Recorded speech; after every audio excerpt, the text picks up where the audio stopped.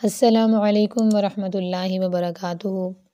لاکھوں کروڑوں درود و سلام حضور اقدس صلی اللہ علیہ وآلہ وسلم کی بارگاہ میں، ان کی آل پر اور ان کے اصحاب پر۔ خیرکم من تعلم القرآن وعلمہ۔ پچھلی ویڈیو میں ہم نے نورانی قاعدے کی تحتی پڑھی تھی، حرکات کا بیان، جس میں سے ہم نے زیر کی ادائیگی پڑھی تھی۔ آج ہم نے زیر کی ادائیگی کی مشق کرنی ہے۔ یہ زیر اور زبر کی مکس مشق ہے کہ دونوں حرکات کو ہم اکٹھے کیسے ادا کریں گے۔ تو چلیے تختے کو مشق کو شروع کرتے ہیں۔ اعوذ باللہ من الشیطان الرجیم، بسم اللہ الرحمن الرحیم۔ حبیط، کھینچنا نہیں ہے، مجہول بھی نہیں کرنا، نہ زبر کو نہ زیر کو۔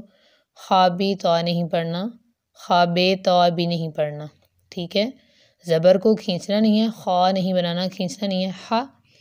اور جو زیر ہے اسے مجہول نہیں کرنا، اس میں اردو لہجہ آپ نے نہیں لانا۔ با زیر بی پڑھنا ہے، آپ نے بے نہیں پڑھنا۔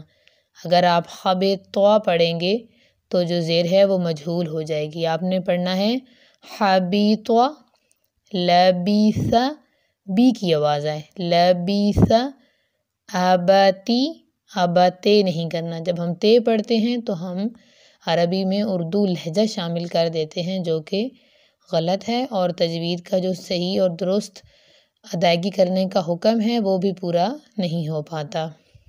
ابتی، رحیم، سحیر، یدی، اذین، بریق، شریب، حسیب، خسیر، خشی، رضی، غضب، صعیق، توفیق، سفیہ، علیم، یلیج، عمیل، فہی، عہید، یئیس، ارم، ایبیلی۔